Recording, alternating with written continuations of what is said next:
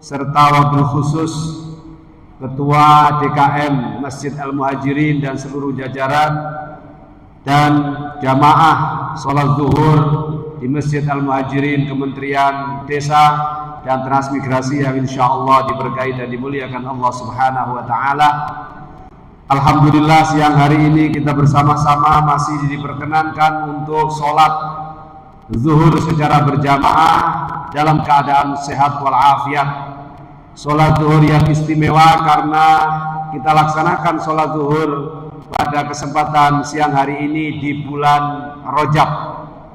Bulan Rajab disebut oleh Allah dalam Al-Quran sebagai bulan haram, di mana setiap kebaikan Allah lipat gandakan pahalanya, dan demikian halnya setiap keburukan, kemaksiatan dan keingkaran juga akan Allah lipat gandakan siksa dan iqabnya. Hadirin wal hadirat yang dimuliakan Allah, sebagaimana biasa kita melanjutkan kajian kita, yaitu mengkaji hadis-hadisnya Rasulullah Sallallahu Alaihi Wasallam dalam kitab Al-Mawa'idhu Usfuriyah, nasihat-nasihat yang dikutip dari hadisnya Rasulullah untuk kebaikan urusan dunia dan akhirat kita.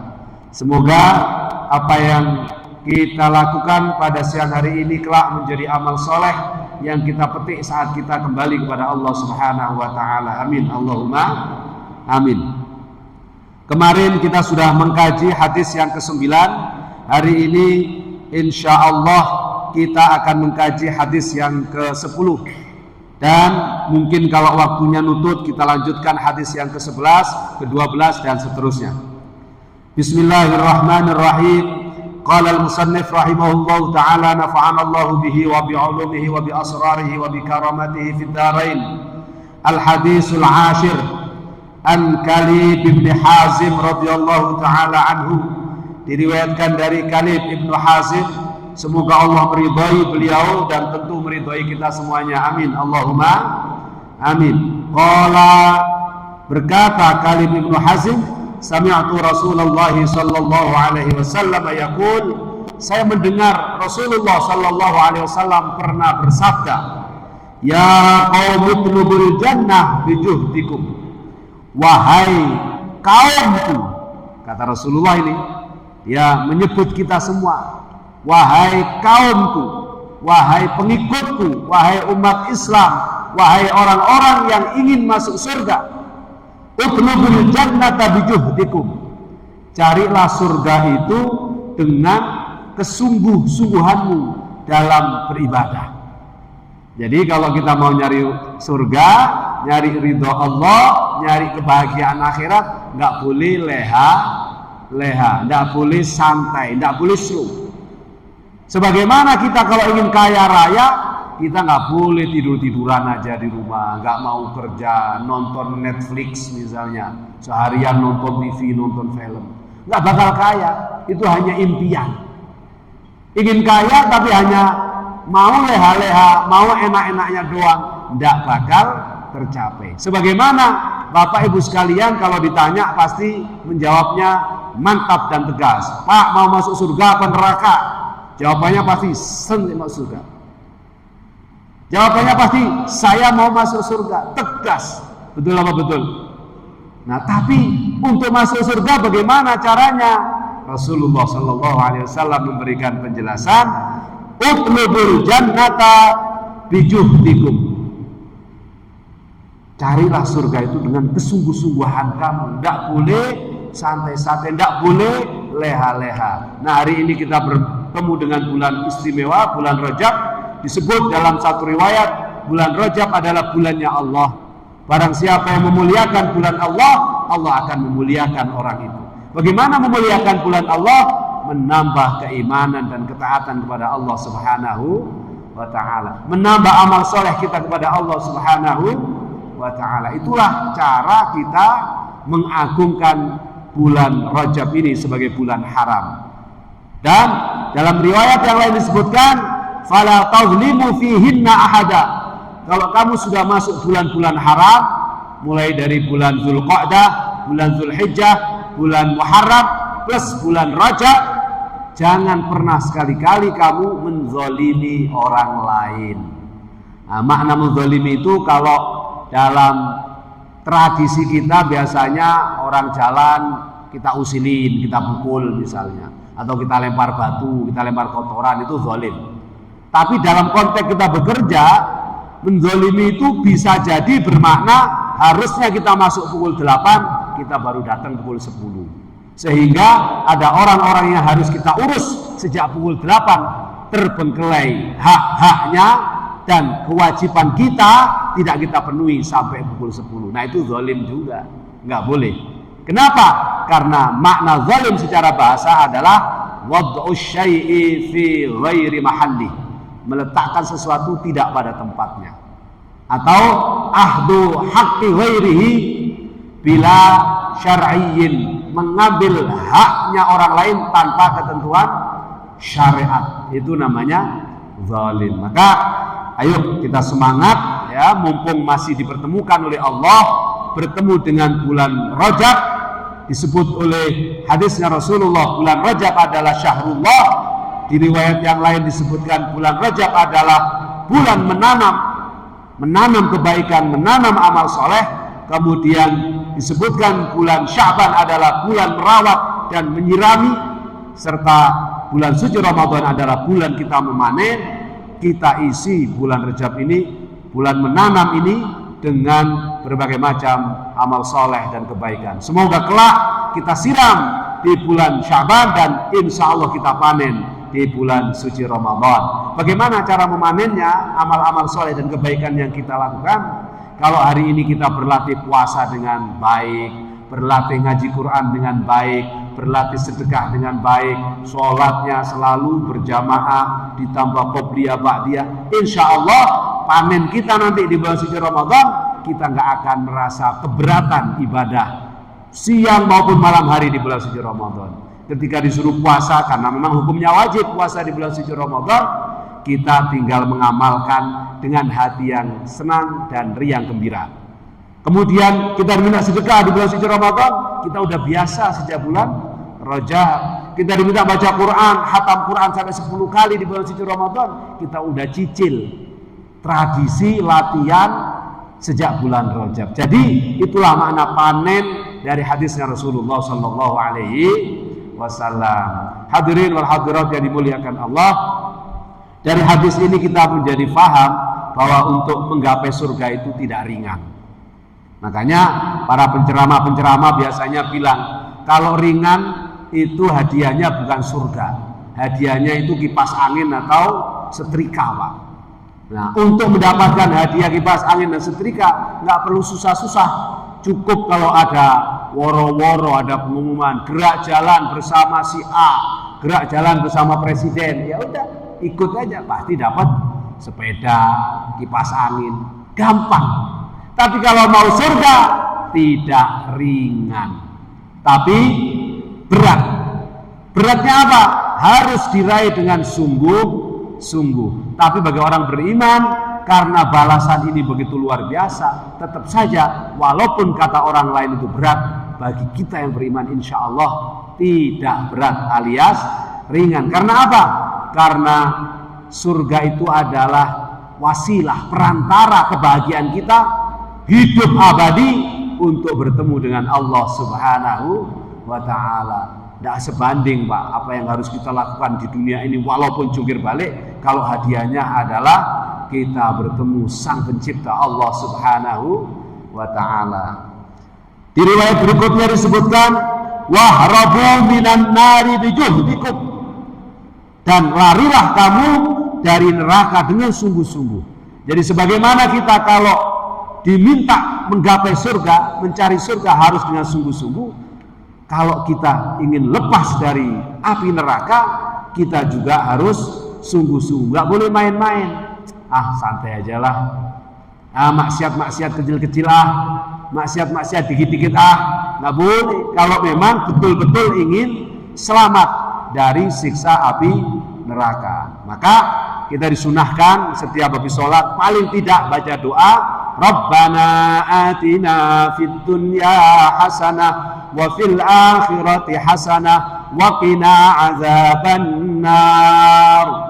Jadi kita minta di dunia ini saat kita masih hidup Allah berikan hasanah, kebaikan. Kebaikan apa dalam hidup ini? Ya ketaatan, menjalankan perintah, menjauhi larangan. Lalu kita juga minta di akhirat kita diberikan kebaikan. Kebaikan apa di akhirat? Masuk surganya Allah dan bertemu dengan Allah Subhanahu wa taala. Kalau cuma masuk surga, Pak, nikmatnya surga itu ya begitu-begitu aja. Sama kayak kalau kita di dunia ini diberikan kelebihan rezeki. Ya makan, ya minum, kalau punya istri istrinya cantik ya nanti ketemu bidadari. Ya gitu-gitu aja. Tapi ada kenikmatan di surga yang tidak dapat kita temukan di dunia, yaitu an-nazru ila wajhihil karim. Kita bertemu dengan Allah Subhanahu wa taala, melihat wajahnya Allah Subhanahu wa taala. Nah, inilah yang luar biasa nanti. Tentu puncak kenikmatan itu adalah bersama Allah. Setelah itu baru kenikmatan berikutnya adalah bersama baginda Rasulullah sallallahu alaihi wasallam. Bertemu Rasulullah, melihat wajahnya Rasulullah, duduk bersama Rasulullah, duduk bersama para sahabat, para tabi'in, as-salafus salihin, para ulama, guru-guru kita, orang tua kita. Itulah yang tidak dapat kita rasakan di dunia ini. Ada yang bisa merasakan tapi pakai simbol. Bertemu Allah bagaimana caranya? Sholat. Bertemu Allah bagaimana caranya? Baca Quran. Bertemu Rasulullah bagaimana caranya? Baca sholawat. Bertemu Rasulullah bagaimana caranya? Umrah, haji, ziarah makamnya beliau. Ya simbolisasi. Tapi kalau nanti di akhirat dan kita dimasukkan surganya Allah Subhanahu wa taala, insya Allah kita akan bertemu bi'ainun nazar, dengan mata telanjang kita. Dan bisa dibayangin bagaimana senang dan bahagianya kita. Ya, kalau cuman masuk surga pengen makan, minum, dapat bidadari, bidadarinya 70 orang, nah itu bisa dinikmati di dunia. Ya rasanya gitu-gitu aja. Makan seenak-enaknya makan itu hanya ada di lidah, Pak. Nyampe tenggorokan sama aja rasanya. Apalagi udah nyampe perut, itu udah campur baur. Buktinya apa? Kalau udah keluar sama aja. Mau makanan yang manis, yang kering, yang basah, yang asin, itu kalau keluar sama aja warnanya. Betul apa betul? Itulah keterbatasan kita dan keterbatasan dunia. Maka ayo semangat. Utlubul jannah bijuhdikum wahrabu minan nari bijuhdikum. Ini hadisnya Rasulullah.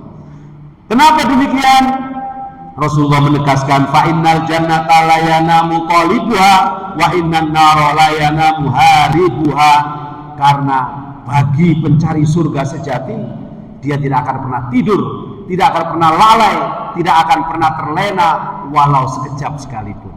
Maka bagi orang yang sadar, punya ilmu bagaimana cara mencari surga yang efektif dan efisien, dia pasti tidak akan terlena walau sedetik sekalipun dalam kehidupannya di dunia. Caranya bagaimana? Ya tentu sebagai manusia kita butuh tidur, kita butuh istirahat, kita butuh santai. Tapi bagi orang yang berilmu, cara tidurnya, cara istirahatnya, cara santainya berbeda dengan orang yang tidak berilmu. Bagi yang berilmu, tentu kaifiahnya, tata caranya berbeda dengan orang yang tidak ngaji. Nah, jadi Bapak Ibu sekalian yang ngaji hari ini, alhamdulillah paling tidak dapat pengetahuan baru bagaimana santainya Bapak Ibu sekalian, tidurnya Bapak Ibu sekalian bernilai ibadah, sehingga dicatat sebagai kaifiyah, tata cara untuk menggapai surganya Allah Subhanahu wa taala. Bagaimana caranya Pak Kiai? Kalau mau tidur baca doa. Lalu kalau tidurnya itu malam, ucapkan dalam lisan kita, ya Allah saya ingin bangun nanti jam 3:30 biar saya bisa tahajud. Syukur bisa istiqomah sebelum tidur, wudhu. Lalu baca doa mulai dari syahadat, qul huwallahu ahad, Allahus samad, lam yalid wa lam yulad wa lam yakul lahu kufuwan ahad, dan surat Al-Mu'awwidzatain, qul a'udzu birabbil falaq, qul a'udzu birabbin nas. Baca tasbih subhanallah walhamdulillah wa la ilaha illallah wallahu akbar wa la haula wa la quwwata illa billahil aliyil azim. Ditambah baca sholawat, baca istighfar, baca doa Allahumma ya Allah, jadikan tidur saya ini ibadah sebagai istirahat, tidak melakukan maksiat dan dosa. Nah, baru baca doa tidur, bismikallahumma ahya wa bismika amut. Sebelum merem, ya Allah bangunkan saya ketika saya masih bisa bersujud kepadamu saat kami tahajud, dan kami lanjutkan dengan sholat subuh berjamaah. Subhanallah, satu tarikan nafas saat bapak tidur itu nilainya ibadah. Enak apa enggak? Nah, inilah makna dari utlubul jannah bijuhdikum, nyari surga dengan sungguh-sungguh, Pak. Nah, kalau pas nggak tidur, bapak berangkat dari rumah ke kantor hari ini, baca doa bismillahirrahmanirrahim. Bismillahilladzi la yadurru ma'asmihi syai'un fil ardi wala fis sama' wa huwas samiul alim. Bismillahi tawakkaltu 'ala Allah la haula wala quwwata illa billahil aliyil azim. Allahumma shalli wa sallim wa barik 'ala sayyidina Muhammad walhamdulillahi rabbil alamin. Minta doa sama istri, cium istri, cium anak. Lalu bapak berdoa kepada Allah, ya Allah, jadikan setiap langkah saya ini untuk bekerja mencari nafkah yang halal, menghidupi anak istri, dan kalau ada lebihnya saya mau sedekah. Subhanallah, setiap langkah Bapak Ibu sekalian insya Allah akan menjadi kebaikan. Setiap langkah berikutnya dihapuskan segala macam kesalahan dan dosa. Ternyata nyampe di kantor, ketemu pimpinan, assalamualaikum, ketemu teman, assalamualaikum. Waktunya azan berkumandang, datang ke masjid. Setelah selesai sholat berjamaah, ada pengajian, ikut ngaji. Habis selesai pengajian, lagi masuk ke kantor sambil baca zikir subhanallah walhamdulillah wala ilaha illallah wallahu akbar wala haula wala quwwata illa billahil aliyil azim. Diiringi sholawat, diiringi tahlil la ilaha illallah, diiringi tasbih, apa saja zikirnya. Insya Allah sampai jam 4 sore pulang, ketemu temennya masih ada assalamualaikum warahmatullahi wabarakatuh, sampai jumpa besok ya. Senyum disebar. Ada godaan ingin mengambil hanya orang lain, no way. Insya Allah hari bapak jalani dengan penuh kebaikan. Saat bapak capek, terlelap dalam tidur, dengan diawali tata cara tadi, bapak juga bernilai kebaikan. Bangun tidur langsung baca doa, Allahumma ya Allah, terima kasih atas anugerahmu, kau hidupkan aku kembali. Bahasa Arabnya, alhamdulillahilladzi ahyana ba'dama amatana wa ilaihin nusyur. Masuk kamar mandi baca doa, keluar kamar mandi baca doa, mau makan baca doa, kalau puasa baca doa. Subhanallah, itulah tata cara bagaimana kita menggapai surga dengan sungguh-sungguh. Nah, kalau wahribu minan nari bijuhdikum, ya tata caranya itu dengan berupaya sekuat tenaga. Setiap ada potensi maksiat kita lari, Pak. Kenapa? Karena kata Rasulullah, wa innan nara la yanamu haridha. Karena para penduduk neraka itu tidak akan pernah tidur dia. Orang-orang yang takut neraka itu tidak akan pernah tertidur. Karena dia takut kalau tidur waktunya habis untuk sia-sia. Nah, bagaimana biar bermaksiat itu bisa kita tinggalkan? Tidurnya kita niati lari dari kemaksiatan, tapi tidurnya sekaligus kita niati sebagai media atau modal kita istirahat untuk menjalankan ketaatan-ketaatan yang berikutnya. Itu kira-kira penjelasannya. Wa innal jannata mahfufatun bil makarih wa innan nara mahfufatun bil ladzat. Karena Bapak Ibu sekalian, kata Rasulullah, ketahuilah sesungguhnya surga itu memang diringankan bil makarih, dengan sesuatu yang pasti kita nggak suka, pasti kita benci. Jadi surga itu akan bisa dilewati cepat untuk kita bisa masuk ke dalamnya kalau kita sering melawan sesuatu yang kita tidak suka. Contoh, Bapak Ibu sekalian, normalnya kalau disuruh sedekah, seneng apa nggak suka? Nggak suka. Wah, ini kan bisa untuk beli mobil, bisa untuk beli rumah, tapi kenapa harus disedekahkan? Sesuatu yang kita nggak suka, tapi kita lawan, itulah surga. Bapak Ibu lagi enak-enaknya tidur subuh, semalam habis begadang karena kerjaan numpuk, tiba-tiba jam 4:30, Allahu Akbar, Allahu Akbar, bangun, kata istrinya. Pasti setan, tarlah jam 5:30 aja, masih ada waktu. Betul apa enggak? Nggak suka kita mau bangun, masih capek. tapi saat kita lawan itulah surga. Bapak Ibu sekalian, misalnya lagi jalan tiba-tiba dikerjain orang, setan pasti bilang malas. Tapi Bapak Ibu sekalian, sudahlah, saya maafin aja. Itu pasti berat, makarih itu Pak, betul apa enggak? Tapi Bapak memilih, udah tak maafin, itulah surga. Tapi saat Bapak balas, nempelin balik, itu namanya nafsu. Nah, nafsu itu madiyatus syaitan. Innan nafsa madiyatus syaitan. Sesungguhnya nafsu itu kendaraannya setan. Nah, siapa yang ikut setan, ya otomatis setan tempatnya di neraka, mal'un, dilaknat oleh Allah, ya. Innahu lakum aduwwum mubin. Karena setan itu kata Allah dalam Al-Qur'an jelas, bagi kalian setan itu adalah aduwwun, musuh, mubinun, yang nyata. Maka setiap kita mengikuti jalan-jalan setan, pasti kita akan tergelincir. Maka Allah mengingatkan, wala tattabi'u khutuwatis syaitan. Janganlah kau mengikuti langkah-langkahnya syaitan. Nah, bagaimana caranya? Ya sudah, kita laksanakan yang menurut kita berat. Bapak Ibu sekalian, kumpul sama teman-teman, pergi ke puncak. Tiba-tiba ada teman yang kaya, yuk kita pesta. Ya, di sela-sela ada sate, ada gulai, ternyata ada yang membawa wine misalnya. Itu nikmat apa enggak? Dingin-dingin minum wine. Ya kan? Apa yang terjadi? Bagi yang pengen surga Pak, enggak. Walaupun kepingin, enggak. Makarih. Tapi kalau yang, wah ini sekali-kali lah enak, ya itu neraka. Kenapa? Kata Rasulullah, wa innan nara mahfufatun bil ladzat. Karena neraka itu memang akan diiringi jalannya dengan kenikmatan-kenikmatan. Nah, Bapak Ibu sekalian ketemu teman kantor atau habis dari mall, ada pekerja mall cantik misalnya. Kok lirik-lirik, habis itu Bapak Ibu balas dengan ting-ting gitu. Kok balas, akhirnya bertukar nomor handphone, WA-WA-an, jadilah itu barang.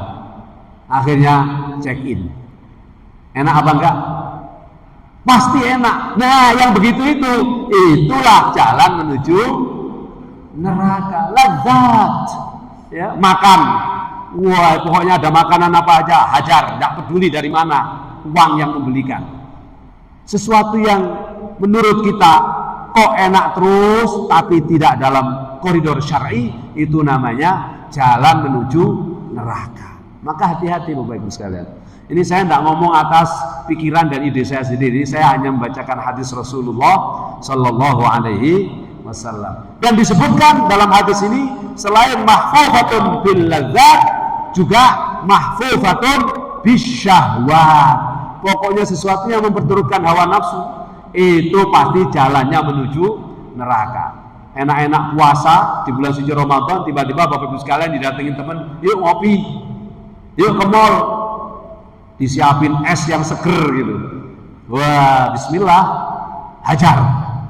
Walaupun baca bismillah ya tetap aja haram hukumnya, karena di puasa siang hari Ramadan harusnya dia imsak, mencegah hawa nafsunya, dia perturutkan. Nah, itu neraka. Nah, Bapak Ibu sekalian, enak-enak tidur, bangun malam hari, tahajud. Nah, itulah surga, karena makarih itu berat. Pokoknya yang berat-berat itu biasanya jalan menuju surga. Dan di dunia inilah tempat kita menanam.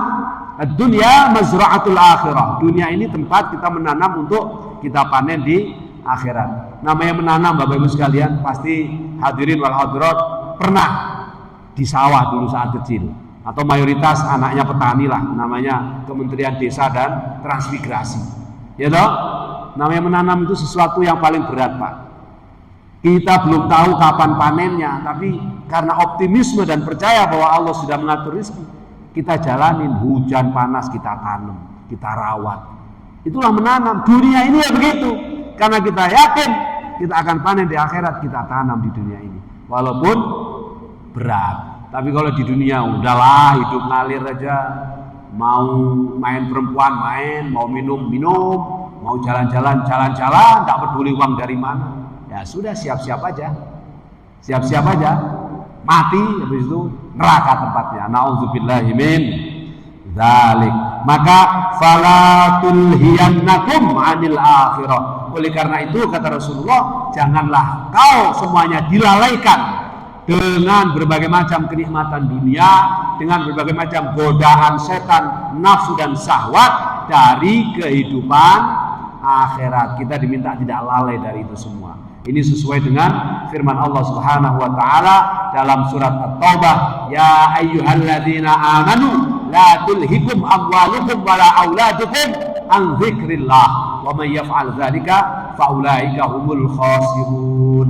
Wahai orang yang beriman, janganlah kau dilalaikan, janganlah kau terlena, sebab karena amwalukum, harta kalian, padahal harta itu titipan Allah. Janganlah kau terlena sebab karena auladukum, anak-anak kalian, padahal anak-anak juga titipan Allah. Jangan kau terlena dengan harta dan anak-anak. Kalau dalam konteks jabatan, jangan kau terlena dengan jabatan kamu dan staf-staf kamu sekarang. Kira-kira begitu. Terlena dari apa? An-zikrillah, dari ingat kepada Allah. Makna an-zikrillah dalam ayat itu tidak hanya ingat dalam konteks kita ingat di pikiran, kita sebut Allah bukan. Tapi ingat dalam konteks ada Allah yang menciptakan, ada Allah yang membuat aturan, itu yang harus selalu saya taati, dan aturan itu yang harus selalu saya jalankan. Itu konteksnya Bapak Ibu sekalian. Kenapa orang itu harus selalu ingat kepada Allah dan tidak boleh lalai? Wa may yaf'al dzalika fa ulaika humul khasirun. Karena barang siapa yang tidak ingat kepada Allah, lalai, terlena dengan kenikmatan dunia berupa jabatan, harta, anak, maka orang-orang yang terlena ini, yang tidak ingat kepada Allah, pasti akan menjadi orang-orang yang merugi. Na'udzubillahi min dzalik. Nah, ini hadis yang 10 sudah kita jelaskan cukup panjang lebar, semoga bermanfaat. Ini waktunya jam berapa? Sudah cukup ya? Nah, udah jam 13, padahal baru satu hadis. Saya kepinginnya biar cepat hatam itu mau baca beberapa hadis sebenarnya. Ya, satu lagi biar ada tambahan. Wa jaa fi hadisin akhar an Abi Sa'id Al-Khudri radhiyallahu taala anhu. Dalam riwayat yang lain, hadis dari Abi Sa'id Al-Khudri radhiyallahu anin Nabi sallallahu alaihi wasallam annahu qala, dari Rasulullah sallallahu alaihi wasallam, yunadi munadin idza dakhala ahlul jannati fil jannah. Kelak nanti akan ada panggilan, ya, panggilan yang memanggil ketika penduduk surga itu masuk surga. Apa panggilannya? Analakum antahyaw wa la tamutu abada. Sekarang kalian akan hidup di sini selama-lamanya dan kalian tidak akan mati. Wa analakum antasihhu wa la tasqumu abada. Dan kamu sekarang di sini tidak perlu sholat, tidak perlu ngaji, tidak perlu apa-apa sudah. Tidak perlu makan minum yang kehausan kayak di dunia. Kalau kamu kepingin langsung ting ada. Pokoknya semua penuh dan kenikmatan.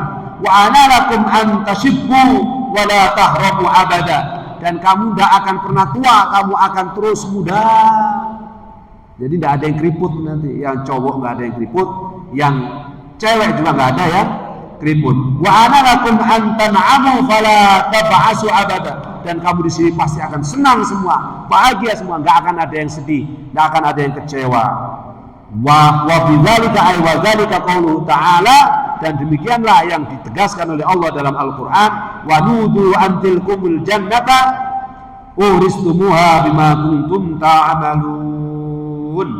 Masya Allah, ini semua dalam kajian kitab ini memang ada dalilnya dari Quran, sehingga kita tinggal ngamalin saja.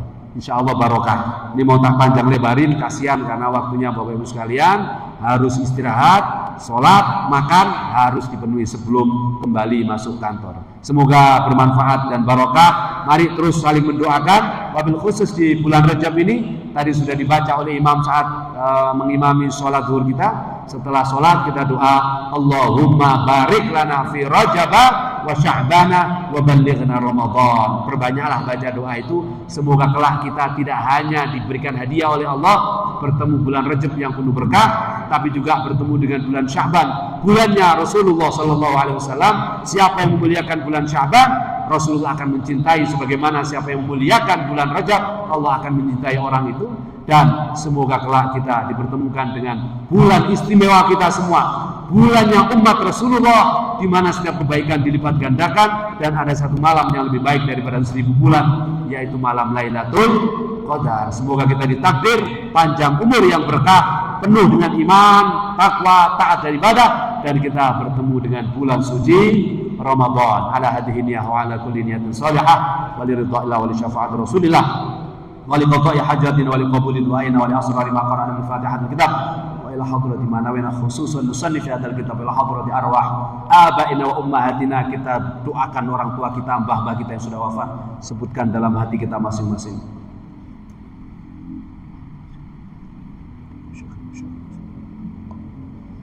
Untuk teman-teman kita, sahabat kita, guru-guru kita, teman-teman kita di kantor, di rumah, anak-anak kita, istri kita, suami kita, dan kita doakan pimpinan kita, Pak Menteri, seluruh jajaran, semoga terus mendapatkan hidayah, petunjuk dan pertolongan Allah untuk terus menambah amal soleh dan ketaatan kepadanya. Ala hadhihi niyah wa ala qabuli du'aina wa li asrari ma qara'na min Fatihal kitab syai'un lillahi lana wa lahumul Fatihah. أعوذ بالله من الشيطان الرجيم بسم الله الرحمن الرحيم الحمد لله رب العالمين الرحمن الرحيم مالك يوم الدين إياك نعبد وإياك نستعين اهدنا الصراط المستقيم صراط الذين أنعمت عليهم غير المغضوب عليهم ولا